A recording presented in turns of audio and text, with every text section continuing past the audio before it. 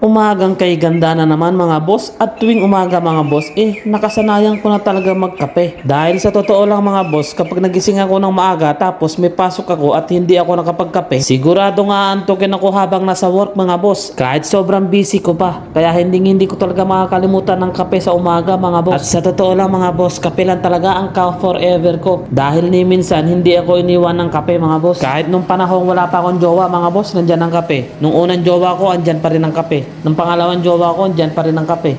Nung pangatlong jowa ko, andyan pa rin ang kape mga boss. At sigurado ako kahit makailan jowa ko, andyan pa rin ang kape mga boss. Kaya kahit kailan, hindi ko ipagpapalit kahit kaninong jowa pa yung kape na yan mga boss. Dahil isa lang ibig sabihin nun mga boss, mas mahalaga ang kape kaysa sa jowa. Kayo ba mga boss, mahilig din ba kayo magkape sa umaga? Gusto nyo bang magtagal kayo ng jowa nyo mga boss? E di, itigil nyo na yan habang maaga pa. Kasi pag patuloy kayo nagkape sa umaga mga boss, maghihiwalay kayo ng jowa nyo. Laging tatandaan mga boss, walang maidudulot na maganda ang kape. Wag nyo akong tularan mga boss. Oh, okay na? Oh, paalam mga boss.